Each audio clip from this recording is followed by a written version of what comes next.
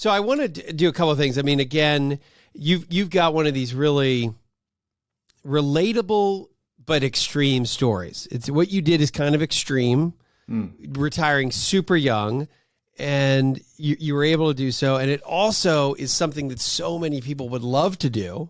And then now you're in kind of a new phase. You've done this now for the better part of a decade and almost a half. So maybe let's just start. I know a lot of people might know at least the beginnings of your story, but in your words, I'd love to hear what was going through your mind in the great financial crisis, and then you being able to essentially gray zone, whatever you want to call it, retire super early. Tell that story. Well, I would say 10 years ago was 2012, and I was just sick of work. I had been working in finance for 13 years, just gone through the global financial crisis, lost about 35% of my net worth in a matter of 6 months that took 10 years of diligent saving and investing to accumulate and create. And I just didn't like finance anymore. We were the bad guys. I wanted to do something new. And I had started Financial Samurai during the crisis in 2009, 3 years before I left finance completely. And I found myself always just wanting to write. I would wake up at 6 a.m. I would do some writing before going to work. I'd come back and I'd do more writing because it was so fun to connect with other people who were going through similar issues. And it just felt like almost like an addiction where that's all I wanted to do. And eventually I was thinking to myself, you know what, this is probably not healthy, always thinking about Financial Samurai when I'm working. So I wanted to figure out a way out. And I figured out that way by negotiating a severance because I had learned during the global financial crisis, a lot of my friends got severances. And I was always asking them, are you guys okay? Do you need a job? And they said, we're actually okay because we got 2 to 3 weeks worth of pay per year work. And I was like, oh, maybe. So it was a grind and you did this and you were probably making good money, but it was still earlier in your career. So at what point did you start to say, so you're writing for Financial Samurai, and I guess that's when I started reading it. So I was reading it while you were still working back in 2009, right? Mm-hmm. And then you got a severance opportunity. And then that was the prompt to say, I'm going to stop working now. And did you think it was going to be for how long? Or were you going to try to be retired forever? Or did you know you were going to go back at some point? And I want to talk about your thought around, you call yourself a fake retiree or fake retired. So what were you thinking back when you took the plunge?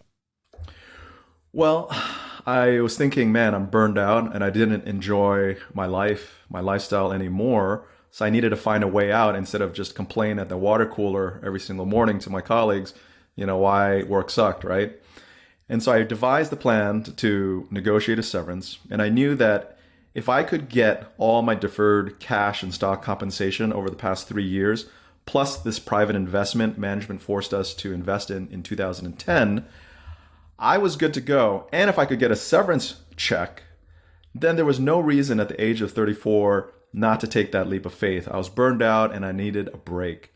And also I wanted to write. I wanted to travel the world and write on Financial Samurai on the deck of a nice boat or somewhere in Mallorca, Spain.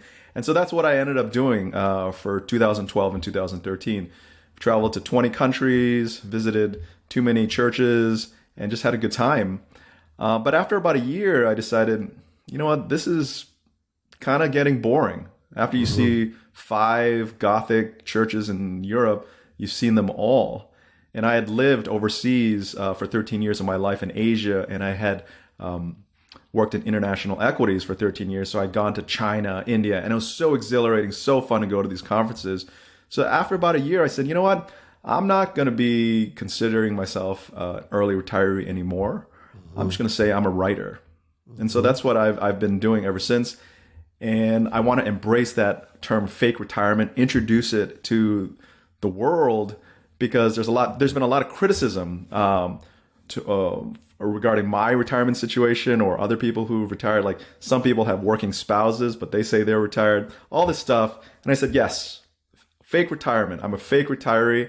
I'm just doing what I want. So that's it. When you went and took that break at age 34 for a year, really, you were you making income yet? during that period Yeah. of time from Financial Samurai? So was it a lot, or is it just a little bit to supplement? No.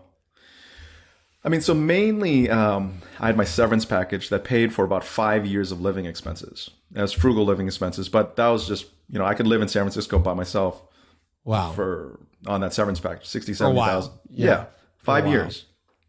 And then I did have about $80,000 a year in passive investment income. So rental property income, CD income, money market, bond income, dividend income.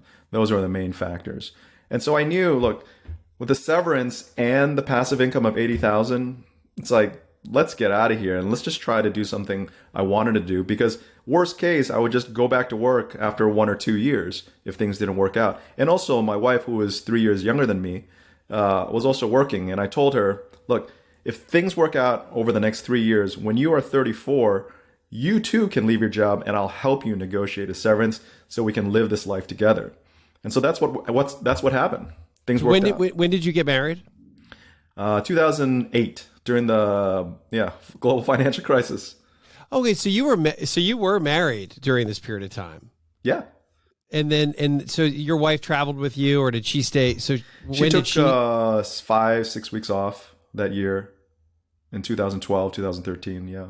How long did it take you to build up, Sam, the passive income, that $80,000 worth of passive income? And is that still going strong today? Is it more today? Is it less? So it took 13 years. I was very diligent, very intentional. In 1999, when I first started working at Goldman Sachs, I said, I can't last more than 18, 20 years in this business, getting in at 5:30, leaving at 7:30. I needed to save and invest as much as possible so that hopefully by the time I was age 40, I'd have enough money to have options to do something else. And so I've always had this mentality, and that's one of the best things about having a difficult job, is that it forces you to think of alternatives because you can't last. Yeah, that's a really good point. When you're maxed out, particularly in any sort of investment bank, your institutional equities, it really is about as grinding as you can get. I mean, 5:30 to 9. Do you do that one day, and most people are burned out? You had to do it you did it for years. Yeah. But you also knew that you were going to, the reward was that you would maybe be able to get out and have a much, well, what's your schedule like now? Let's start with that. I have two questions. What's your schedule like now? And then when you were traveling that first year, was it, you were such a unique position to be 34 and doing that. Was it lonely? Was it weird for a little while? So 2 questions, the schedule and the traveling. The schedule now is I wake up by 5:30 in the morning, and I do some writing from about 6:30 to 8:30. And I try to do my writing, which it's kind of like meditation, and it's kind of like therapy, and it's kind of something like exercise. And I try to do it all before the kids wake up. Because once the little ones are up, there's no focusing on the writing. It's about playing with them and being with them. And then How old are the kids, by the way, Sam? 5.5 and 2.5. Okay, so still not in. So your 5.5 is still what, kindergarten? Kindergarten this fall. Okay. And 2.5 not sleeping well, but fingers crossed she will. But the whole goal is to try to spend as much time with them as possible until full-time school starts. Yeah. And so the day is do some writing, spend time with the children, try to outperform the average amount of time the typical parent spends with the child in America, which is 120 minutes. So I try to do 200 to 300 minutes a day and try to play some tennis late morning, have some lunch, and then take a nap while the little one is also taking a nap. I'd never heard that stat before, Sam. I really like that. So the average per day is 120 minutes? For a college-educated parent in America is 120 minutes. It's a little bit less for dad. Yeah, a day. And so there's a lot of, what's interesting is that the work-life balance for a parent is really difficult. And so there's a lot of guilt involved in parenthood. And, should we work for more money to take care of our kids, or should we spend more time with our kids? And one of the things that I found that I've written in my book, Buy This, Not That, is that if you want to get rid of your guilt of working instead of spending time with your children, try to spend at least the average amount of time per day a parent in America spends with a child, which is 120 minutes. And so if you can get to, let's say, 200 minutes, so 3 hours plus, that guilt starts to go away because everything at the end of the day is relative. And then one day your kids will grow up and not want to spend time with you at all. Yeah. So again, is there this, and I've never come up with the perfect name here. And I think this is why I was like, oh, I got to get Sam on Retire Sooner podcast, is that you call it fake retired. I called it retirement gray zone, where you kind of have enough to retire, but maybe not completely enough to have no income. I've done, I did an interview with the author of Second Act Careers. She calls it semi-retired, which is a pretty good word. I've never come up with the perfect word, but there's also this worry, this like, is there any shame in it? Mm-hmm. I don't think there's shame in doing what you want to do. And I would say, don't let anybody tell you otherwise. And one of the privileges of being able to run Financial Samurai is having so many people read my work and offering their 2 cents and perspectives. And I actually love the perspectives from everyone, from all races, all countries, and different parts of the country. And it just elucidates a lot of the blind spots that I have and that I think other people have. It's one of the best ways to learn, to listen to other people. And so some of the times, there's criticism, which I do welcome because it highlights something that I might be doing wrong. And I would say there's never any shame in doing your best, taking risks, and living the lifestyle that's true to yourself. And for those people who are trying to shame you into doing something else, they're trying to work on their own system. I mean, there's something going on with themselves that we need to recognize. What's an example of that? I mean, what's the criticism? I mean, is it like, hey, easy for you to say you were at Goldman Sachs? It's like, is that part of it, that you were able to make so much money so quickly? Or what is the common criticism? I would say, sure, that definitely could be one of them. They could say you worked at Goldman Sachs and Credit Suisse. And then I can say, yes, I got very lucky in getting those jobs after graduating from a state school and not being a target school. I was able to get on a bus at 6 a.m. on a Saturday morning when nobody else was willing to get on that bus. And then they switched buses because it was just me. And the driver drove me in a black Lincoln Town Car to New York City. I went through 55 interviews over 6 rounds in 7 months, and I found that job. And I would say that's 70, 80% luck. But it's 20 to 30% showing up and trying to do your best. And so what I say is you have to have this positive mindset. I could say, look, I came to America as a high school student. I was a minority. I am a minority. Only 6% of people look like me in the United States. Maybe I don't get that same fair shake or that same opportunity because it's just the way it is. People like to take care of people who are like themselves. Or I can say, you know what? I have a great opportunity to come to the United States and make my own dreams. And look, there's trillions of dollars out there for the taking. There are people making millions of dollars playing sports, driving their companies into the ground and getting $10 million severance packages. Adam Neumann just raised $350 million from Andreessen Horowitz after WeWork lost like billions and billions of dollars. My mindset is, why can't I be rich too? Why can't I live the life that I want if I work hard at it? This gets to kind of number 2 for you. I think one of my early criticisms of FIRE and super early retirees was that, hey, like these people are 35 or 40. Try having kids and putting them through school and multiple kids. And I remember my early criticism of the FIRE movement, Financial Independence Retire Early, is that sure, you can live super frugally and at a really early age, but it's almost, once you start having a family, it does almost, it's expensive to live in the big city. It's expensive to live in America. So that was one of my issues with FIRE. But again, FIRE is a concept. It's not a black and white. So let's talk about number 2 for you. Financial needs evolve. And I like this, likely grow over time. Well, so the sooner you quit your day job, maybe you'll realize sooner or later that your needs will evolve, right? So I left at 34. I was married, but we had no children. We wanted children, but they didn't come for a while. But once we had our first son in 2017, something within me said, wow, I think I need to make more money to take care of them in expensive San Francisco. There is healthcare insurance that we don't get subsidies for. We pay now about $2,300 a month in unsubsidized healthcare insurance. Preschool is generally private unless you're from low-income housing.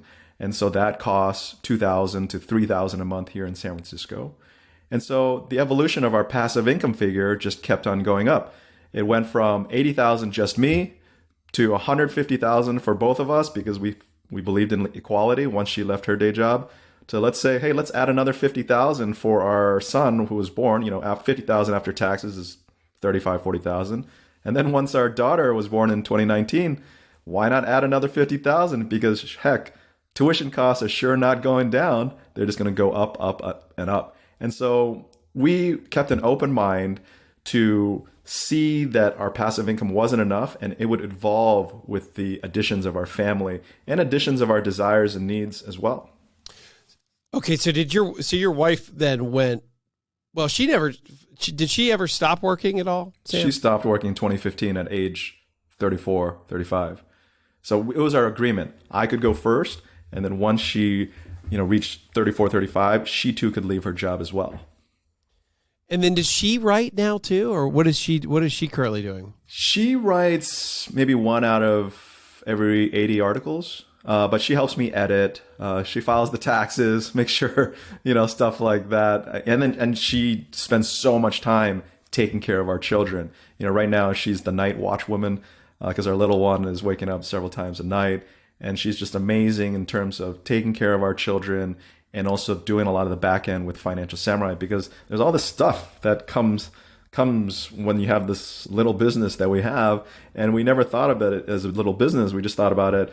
I thought about it as like a journal, as somewhere I could, just write my thoughts and share my ideas and just help people, anybody who cared.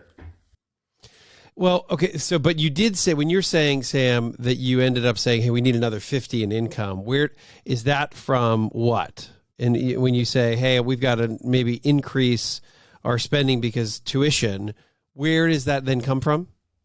So it comes from the cost of raising a child, tuition, and added healthcare expenses. And it was just our target number, 50,000 in gross income extra for passive income. Let's go try it. Okay, so you're saying let's continue to double down on the business to increase our overall income per year. So that's the... Yeah. So originally we had a target of, $100,000 in passive income for the both of us. And we got there and we're like, oh, okay, it seems okay. Let's shoot for 150. And then we had for the longest time, a target of 200 to have a family. But as you know, inflation, housing costs, everything have gone up tremendously over the past 2 years in particular. So we said, well, we better keep up with inflation at least.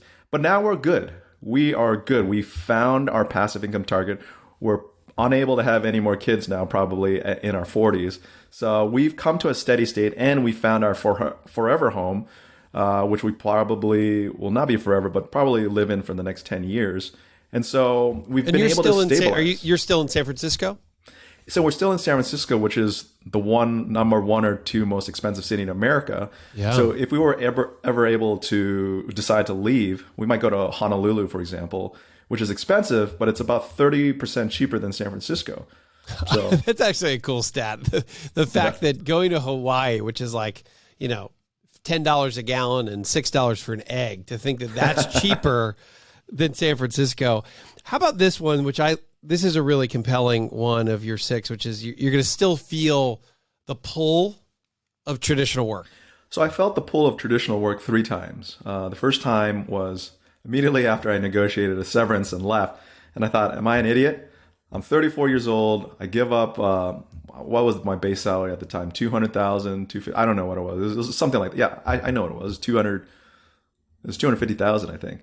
I was like, wow, that's crazy. My friends are all still working all day. I couldn't find anybody to play tennis with at 11 a.m. Maybe this is a mistake, right? So that was sure. one. Yeah. The second pull was in 2017 when my son was born. I think there must be some kind of DNA evolutionary thing that goes on in every single parent. Once they have a child, they say, you know what? I'm going to quit my bad habits. I'm going to try to make more money, and I'm going to be a better parent. Provider, right? We got to provide. No matter how much you got or how much you think you have enough, you got to provide. And so I went through that. And then about a year into the pandemic was my third pull going back to work. So that was 2021. And I realized, wow, every time I go to the beach on a sunny day, it is packed on a weekday. And wow, when I go to my club or a public park to play tennis at 10 a.m., 11 a.m., on a nice day, it is packed now. It wasn't packed before. And so what I realized was many of my friends who were in the knowledge economy were able to have this flexible lifestyle working from home during the pandemic. So I thought to myself, heck, if I can go back to work, get a nice paycheck and subsidized healthcare and not have to work that hard, sign me up, you know? Wait, say that again. So you've got folks in the knowledge economy, which is, again, I guess a lot of us are in the knowledge economy. We're in a services economy in general. Providing advice is a huge part of the American economy. What did that prompt you to do again, Sam? So I realized, let's say you're working in tech, banking, there's a lot of these jobs you can work from home. Every time I went out to play, the courts were packed, the beaches were packed during the weekdays. Mm-hmm. And so what I realized was that if you can get paid working from home, not really working while you're supposed to be working from home. Okay, I see. Might as well try to get a job working from home so you can go to the beach and play tennis, you know? Because I mean, I just saw it with my eyes, the pre-pandemic and post-pandemic, masses of people. Yeah, it was like, oh, well, I was living this life, but I wasn't getting paid. So I might as well try to get a job and get paid and have a flexible life. But that was the pull of traditional work. It didn't mean you did it. I didn't do it because at the end of the day, I realized after 10 years, well, 9 years at the time of not having to report to anybody, I just didn't want to be beholden to anybody. And so right now, I'm on this media tour because I just came out with my book, Buy This, Not That, on July 19th. What a good idea to frame the cover right behind you. That's a cool idea. Oh, so I was going to say, like, just for this interview, for example, I had to set my alarm at 10 minutes beforehand because I cannot see any of the pop-up reminders that come up on my phone or a laptop. I'm so not used to it that it just disappears. And then 5 minutes before this interview, I actually forgot I had this interview, even though I had a 10-minute alarm clock reminding me that there was this interview. So in other words, I'm so not used to being on a schedule, on anybody's schedule, that it just felt so, I'm like terrible at that I was just like, man, I just can't be on schedules anymore. I can't imagine waking up. So the media tour is reminding you what it would be like if you had to answer to a managing director somewhere and you were constantly having to check in. Yeah, just to schedule. It creates this anxiety where I'm like, okay, one, I have to remember I have a meeting, and then two, I've actually got to say something insightful during this conversation, and I have to like push off things like, I can't take my daughter to the playground at 11:30 a.m. for some. So it reminds me that time is so valuable, and you've got to be really intent with doing what you want. Otherwise, you're going to get bitter and want to like just, I don't know, give up. Yeah. Wow. By the way, I was thinking, gosh, Sam didn't even remember he had an interview with the Retire Sooner podcast. I was like, I was excited. I was excited to just. No, I did remember it. I got the email from your producer. Two alarms. But there's two alarms. But what it is that I'm so distracted by other things that it's like, it just crowds out. Like my mind it just thinks differently nowadays. I love this next one where you're able to speak your mind more freely when you're no longer at a big company or you're semi-retired, fake retired. Mm-hmm. Well, the idea is that if you have enough money to survive and live the life that you want, you don't have to deal with any BS anymore, right? If your colleague is needling you or abusing you, or if your manager is favoritizing someone else, you can just speak up and say, hey, what's up? Why are you doing that to me? If someone, offends you, you can just offend them right back. There's no consequence. I mean, it is pretty amazing to be able to say and do what you want. And obviously you want to be a good citizen, right? But if someone wants to come at me, I'm just like, okay, that's cool. Or I can come at them back and I have this platform and then we can go to war. But it doesn't really matter to me because I'm able to provide for my family and nobody is dictating my future. when it comes to speaking more freely, and you have so many visitors to your site, and you probably get lots and lots of emails and opinions and pushback and compliments and a whole host, is that really is that what sparked the book, and the fact that you have all this interaction that's helped you create more and more content, and the fact that you're able to really be fully transparent, say whatever the hell you want to say? Yeah. Is that been part of writing the book? Yeah, I mean, it's unbelievable all the perspectives people provide and all the news that happens every single day. It's unbelievable. There's never a lonely moment in writing. There's always something new to write about, whether it's politics and something happening to your finances, tax laws, the meme stock craze. It's just crazy. Like, I had an accident in Lake Tahoe, and I didn't even do it. The guys valeted my car, and then I woke up the next day and they brought it around. They said, "Hey, why do you have a big gash in your car?" I'm like, "I don't know. I have no idea what's going on." And so I had to look about research on car insurance and all that. So it's just an endless amount of fun things to talk about. And it's real life, real life dilemmas is something that I tackle in my book. That again, the book, Buy This, Not That. How about the legacy? As you now have a couple kids, you're starting to think more about that in general, being retired early, or as you call yourself, a fake retiree. What are your thoughts on legacy, and how does that change your perspective? Well, legacy is something interesting. I think that really starts, once you hit around 40, it makes you think about your life, what you've done in your life, what you want to leave behind on this earth. And if you have children, automatically they are part of your legacy, but also you want to think about teaching them the right way so they can go on and fulfill their own legacy. And legacy is something selfish. It's about you, frankly. And self-actualization is important. So one of the reasons why I wrote the book was because I wanted to write something that was a physical copy of something that I could share my thoughts to the world. And what kept me going writing this book was knowing that my kids would one day be able to bring it to show and tell class and say, "Oh, this is what my daddy does." So legacy is so important as you get older. Maybe not for everybody, but it's something where I think you just want to leave the world at peace, knowing that you did something better and you left it in a better place than you first started out. For me, this is this is my favorite of all of these, is the thought around thinking, and maybe not everyone's favorite, but this is my favorite, thinking in terms of probabilities and not absolutes. Yes. What that really hit with me, because I think that, but again, you describe why that's so important to you and why this is one of your 6 lessons in early retirement: probabilities as opposed to absolutes. Yeah, I encourage everyone to think in probabilities, not absolutes. And this comes from my experience as an investor. And when you're investing in risk assets, you also know you're going to lose money. So if you can win 51% of the time over the long term, you're going to make a lot of money and you're going to make a lot of right decisions. My encouragement to all readers of Financial Samurai and the book is to think in probabilities, because as soon as you start thinking in absolutes, in other words, 100% probability, you're going to miss out on too many opportunities. And if you miss out on too many opportunities, you're going to look back on your life with regret, having not tried. And that is the biggest thing. If you don't try on something, you're going to regret it, and it's going to eat you up inside for a long time.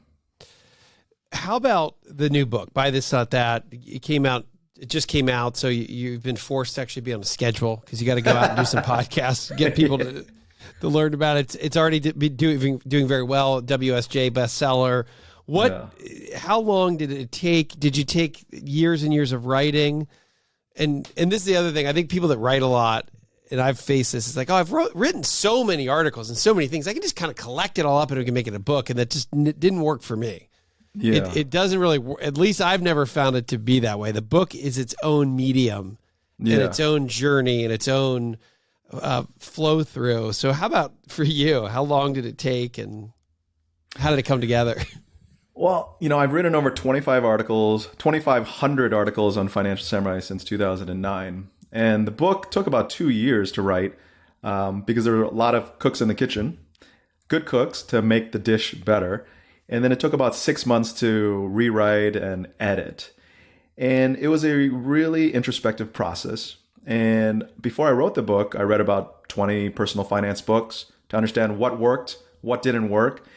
And I also realized that the best books were actually kind of thin and kind of just, it was like dessert. It scratched the surface and it made you feel good, but I don't know if it taught you anything or made you, more knowledgeable or act in a better way. And so I decided to take a risk and write a much more thorough book, a deeper book that not only helped people achieve financial freedom sooner based on a 70-30 decision-making framework, but I also wanted to tackle some of life's biggest dilemmas, because at the end of the day, money is just a means to an end, right?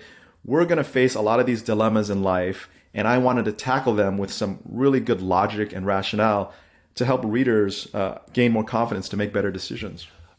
Give me an example. Give our listeners what biggest dilemma. I want to hear this. Oh, great dilemmas include whether to have children young in your career or later in your career, whether to send your kids to private school or public school, whether to join a startup or an established firm, whether to move to expensive New York or San Francisco for a potential job opportunity, or a move to the Midwest to save money.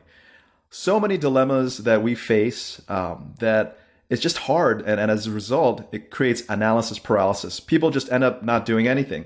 Over the years, I have had many readers come to me and say, I've had my entire Roth IRA or 401k in cash because I don't know what to do. I'm just paralyzed. And so the book, Buy This Now, that helps give you the knowledge and the confidence to make a rational decision, hopefully with a 70+% probability you're going to make the right one. And if you don't make the right one, it's okay. Unless you're going to die or something catastrophic happens, you're going to learn from your mistakes and make better decisions going forward. Enter the 70-30 principle. Yeah. 70-30 principle is essentially, if you believe there's a 70% chance or greater you're making the right decision, go for it. While having the humility knowing that 30% of the time you might get it wrong, but you're going to be able to learn from your mistakes and get better. Okay, so if you're in your mind, it's a coin flip, 50-50, this could work or not, then that's when you say, let's shy away from it. But if it's a 70, I think this could work, but it's okay if it doesn't. That's a really nice way to think about it. And that's any of these big life dilemmas, right? Children young, not private, public school. It's funny, these are all really tough ones. Like there's no right, perfect answer for private or public. Startup or established, city or country. To be, city mouse or country mouse, either one of those. Like that's tough. That's a tough one. It's tough. But that's the whole idea of the book. There's a great saying, if I knew then what I know now, things would be better. So to never say that saying again, all you've got to do is read a book from someone who's been through what you might go through to learn where they went through and then learn from them. And so it's just whether you want to learn or not. And it just seems like life is very hard, it's very long, and it's also very short, but there are really easy steps to be able to make your life better and easier. How about bad debt versus good debt? I mean, I think debt is also on a spectrum. So bad debt is obviously consumer debt. We buy things we don't need on credit card, revolving credit card debt, because we think we deserve something we don't yet deserve. It's kind of like maybe the C student who believes he or she deserves an A lifestyle, or the first year employee who believes he or she should go straight to the corner office.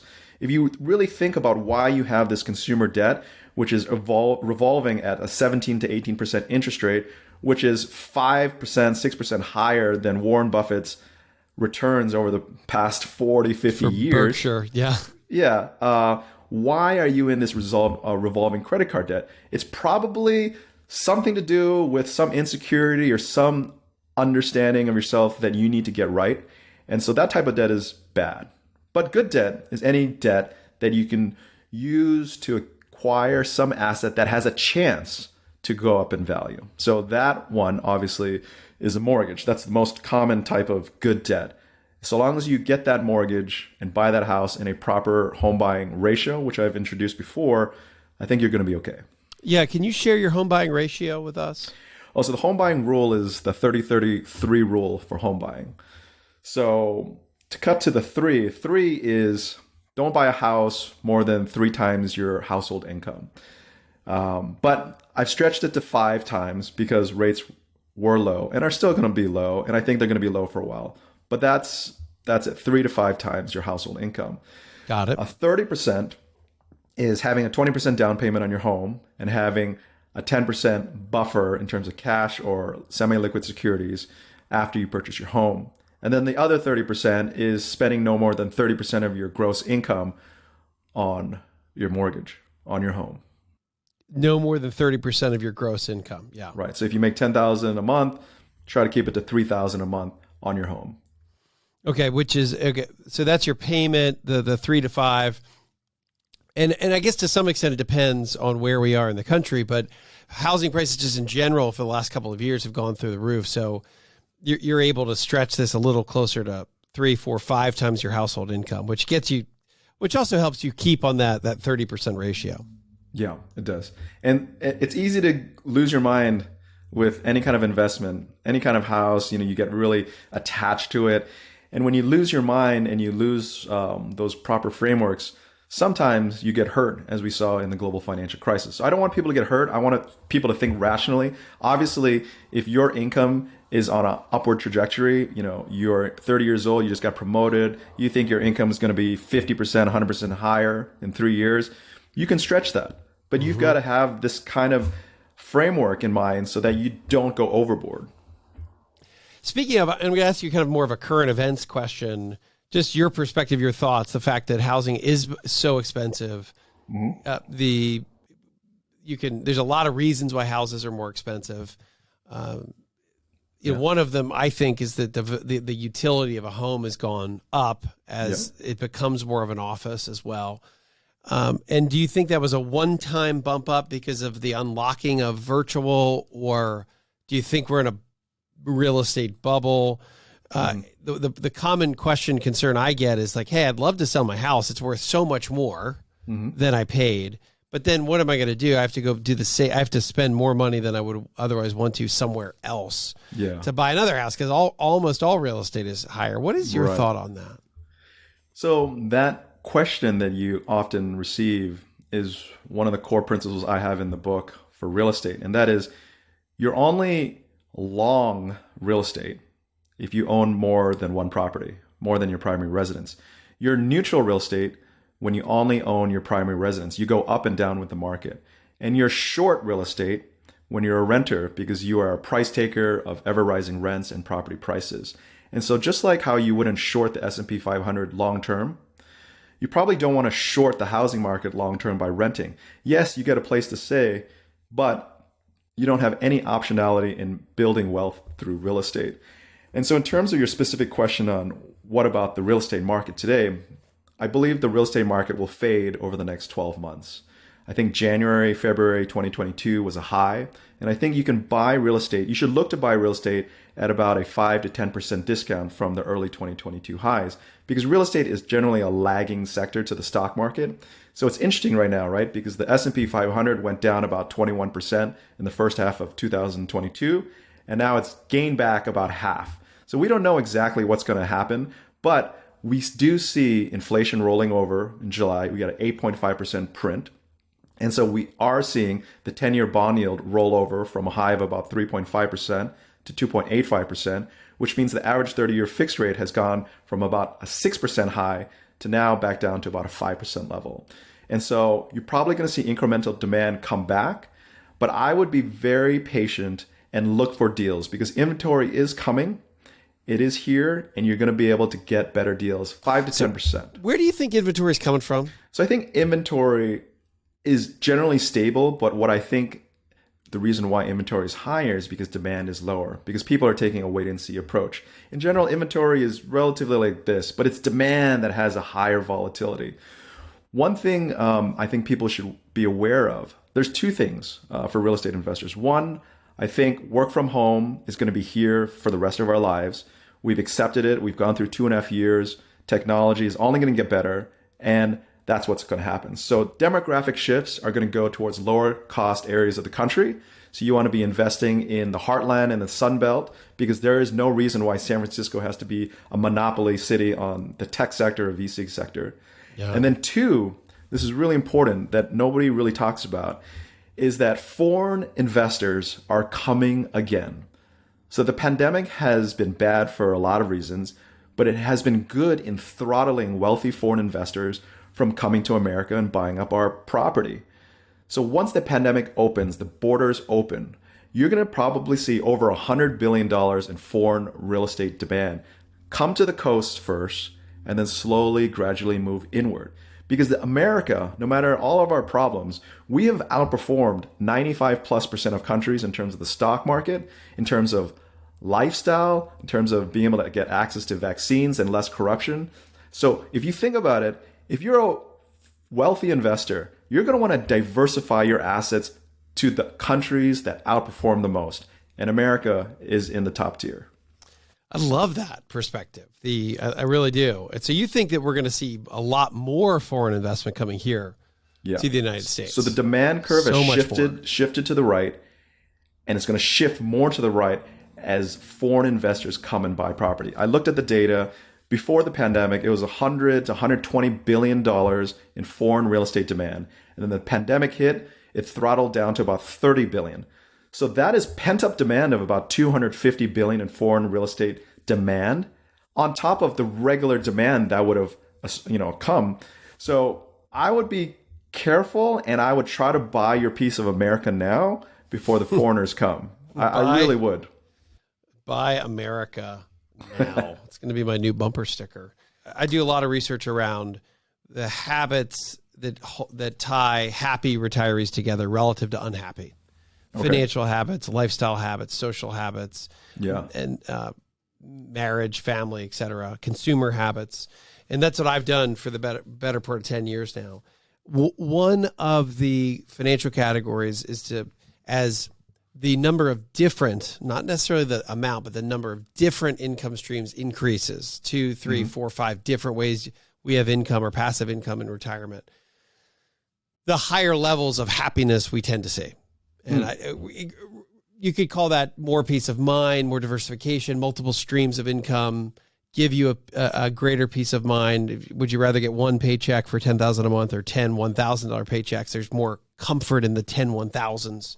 Okay. But my question though, so it's very positive as a retiree to have multiple income streams. How do you think about multiple income streams, and how does that relate back to real estate for you? Because that's a big part of what you do. How can we build that?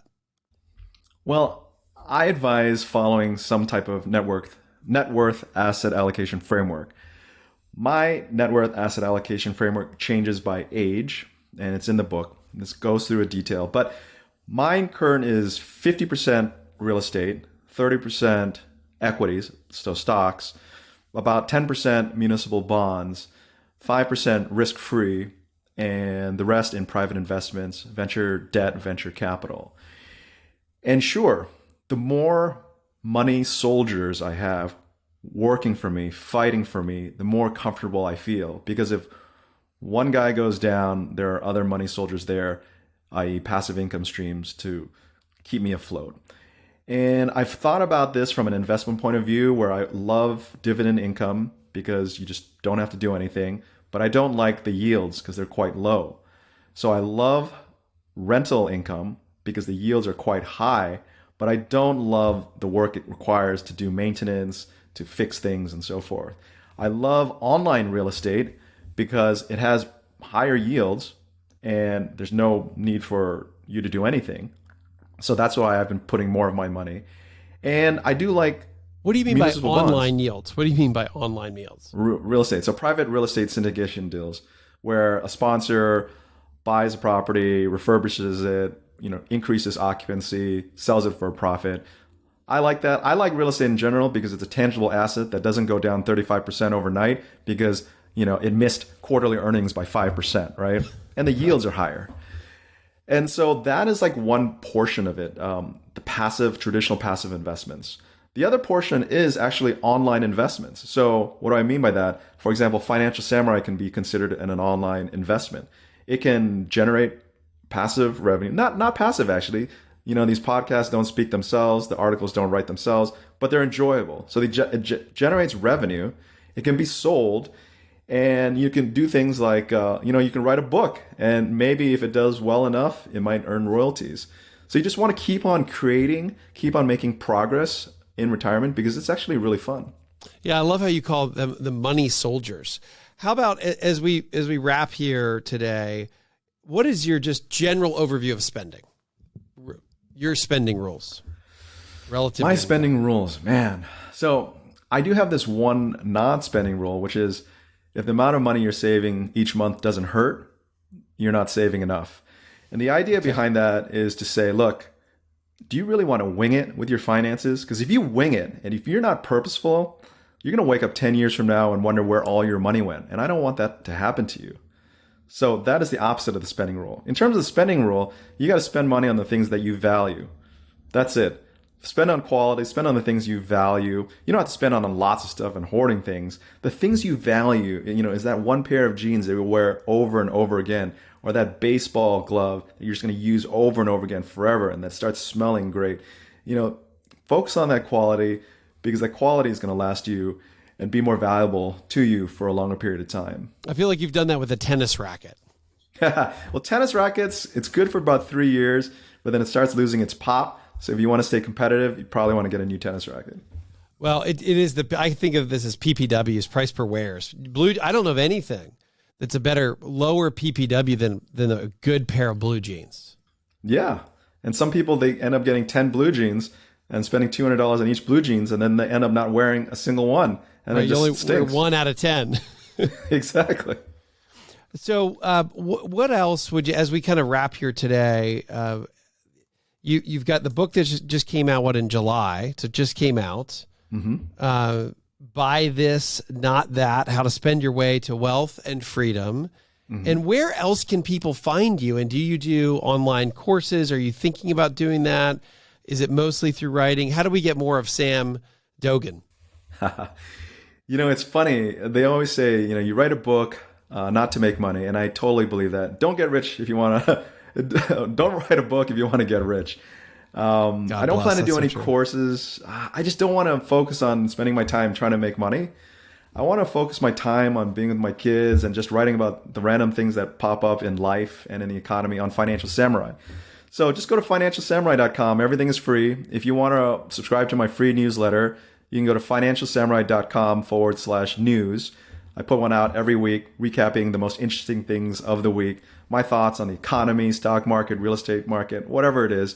And it's from a perspective from someone who worked in finance, who's actually doesn't have a day job and is trying to figure things out as well. And I think people enjoy it. And then finally, I guess you can go on Twitter. I don't spend much time on Twitter. It's at Financial Samurai without an I, because there's not enough character spaces that I discovered back in 2009. And then you can buy the book, financialsamurai.com/BTNT. Well, listen, this is so good and so fun. And this was everything I hoped it would be, to be able to talk with you, Sam. Again, I've been reading your work for many, many years, and I wish you continued success with everything. I hope you sell 1 million copies of Buy This, Not That. I think hopefully our audience will go to Amazon right now and pick up a copy, and also sign up for your newsletter. So it's you just have, I love your perspective. I think it's a wonderful perspective. I think it's about as objective as you can get in the financial industry. So just keep up the awesome work, man. Thank you so much for being here. I appreciate it, and I'm glad I had the alarm on 10 minutes before, because I hate being late. Being late is like my biggest pet peeve. So that was the thing. I'm glad I wasn't late, and I'm honored that you had me on.